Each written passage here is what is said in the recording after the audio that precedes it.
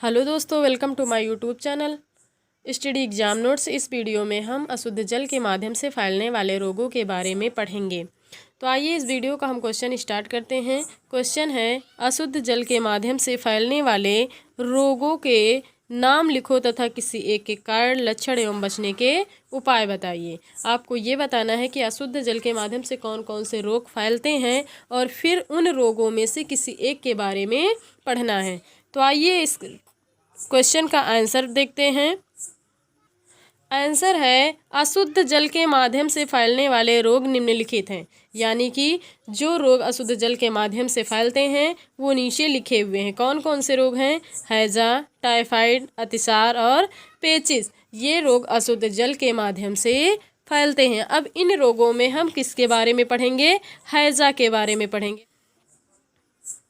हैजा के बारे में हम इस वीडियो में बहुत ही ध्यान से पढ़ेंगे। तो आइए अब हम स्टार्ट करते हैं। हैजा हैजा क्या है? एक संक्रामक रोग है। क्या है? संक्रामक रोग है। यह एक ऐसी बीमारी है, ऐसी महामारी है जो कम समय में बहुत ज़्यादा से ज़्यादा लोगों को हो सकती है और इस बीमारी के कारण लोगों की जान भी जा सकती है, क्योंकि ये बहुत ही कम समय में फैलती है।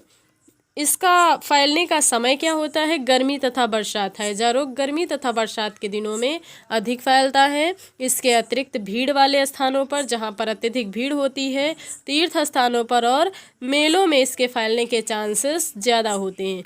क्यों होते हैं? क्योंकि मेला, तीर्थ स्थान, भीड़ वाले स्थानों पर अलग अलग प्रांत से अलग अलग बीमारियों से ग्रसित लोग आते हैं और इकट्ठा होते हैं, तो वो संपर्क के माध्यम से ये रोग एक दूसरे को लग जाता है, जिससे वो बीमार हो जाते हैं और बीमार व्यक्ति एक दूसरे के संपर्क में आते जाते हैं, जिससे ज़्यादा से ज़्यादा संख्या प्रभावित होती जाती है।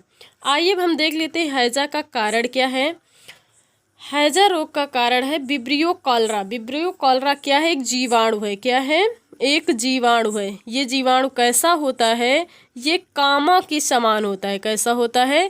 कामा के समान जीवाणु होता है। बहुत ही छोटा जीवाणु होता है, जिसके माध्यम से हैजा रोग फैलता है और यह जीवाणु बहुत जल्दी विकसित होते हैं, बहुत जल्दी पनप जाते हैं, इसलिए कम समय में ज़्यादा लोगों को प्रभावित कर देते हैं। आगे हम देखेंगे हैजा फैलने का माध्यम क्या है, किसके किसके माध्यम से हैजा रोग फैल सकता है। तो हैजा रोग किसके माध्यम से फैलता है? पानी के माध्यम से, यानी कि अशुद्ध जल के माध्यम से फैलता है। रोगी व्यक्ति के मल के माध्यम से फैलता है। रोगी व्यक्ति के वमन के माध्यम से फैलता है और थूक के माध्यम से फैलता है। नेक्स्ट क्या है? उद्भवन अवधि। उद्भवन अवधि यानी कि संप्राप्ति काल, कितनी देर में रोग पूर्णतः उत्पन्न हो जाता है। तो कितनी देर में हो जाता है? संक्रमण से कुछ ही घंटों में। संक्रमण जब किसी व्यक्ति को संक्रमण होता है तो उसके कुछ ही देर बाद इसके पूर्णतः लक्षण रोगी व्यक्ति में दिखाई देने लगते हैं, अर्थात कुछ ही घंटों में ये पूर्ण हॉबी हो जाता है। हैजा रोग के लक्षण क्या होते हैं? हैजा के लक्षण है वमन तथा दस्त होना। सबसे पहले जब किसी व्यक्ति को हैजा होता है तो क्या होता है? वमन तथा दस्त होने लगते हैं, अर्थात उल्टियाँ होने लगती हैं और दस्त और पेचिस होने लगती हैं। इसमें पेचिस कैसे होते हैं? पेचिस होते हैं चावल के माड़ के जैसे, चावल के माड़ के जैसे पेचिस होने लगते, बहुत ही पतले, और रोगी व्यक्ति को बार बार दस्त जाना पड़ता है। इसके अतिरिक्त क्या होता है? शरीर में दुर्बलता आ जाती है, अर्थात शरीर बहुत ही दुर्बल एवं कमज़ोर हो जाता है। उसकी कार्य करने की शक्तियाँ गायब होने लगती हैं। नेक्स्ट क्या है? ऐंठन होने लगती है। मांसपेशियों में दर्द उत्पन्न हो जाता है, वीकनेस आ जाती है, कार्य करने में असफलता होती है। जो व्यक्ति हैजा रोग से ग्रसित होता है उसकी आँखों के नीचे घेरे बन जाते हैं, काले काले धब्बे पड़ जाते हैं। इसके अतिरिक्त शरीर में जल की कमी हो जाती है और शरीर में जल की कमी होने के कारण रोगी व्यक्ति बहुत ही वीक अर्थात कमज़ोर हो जाता है। इसके साथ साथ रोगी को फीवर भी आ जाता है और फीवर के साथ शरीर में दर्द भी उत्पन्न हो जाता है।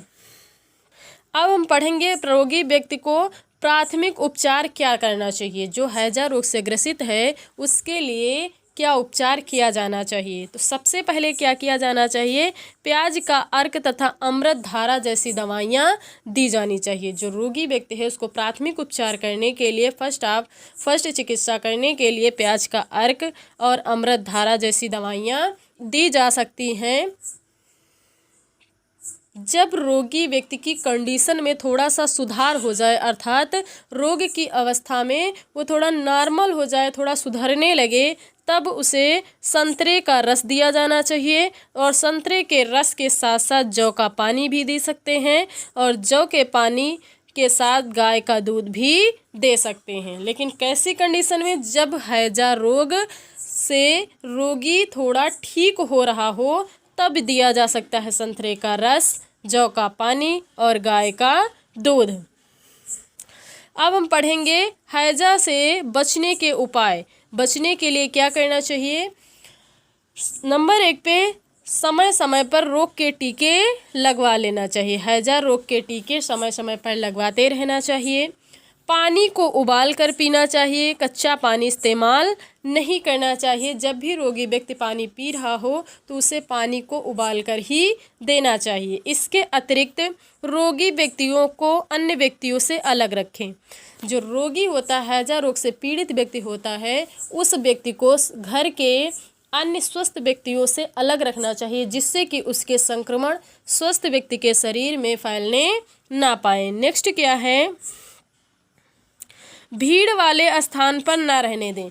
जहाँ पर अत्यधिक भीड़ रहती हो वहाँ पर रोगी व्यक्ति को बिल्कुल रखना नहीं चाहिए, क्योंकि वहाँ पर रखने से रोगी की कंडीशन भी बिगड़ सकती है। इसलिए रोगी व्यक्ति को एकांत स्थान पर शुद्ध वातावरण में रखना चाहिए।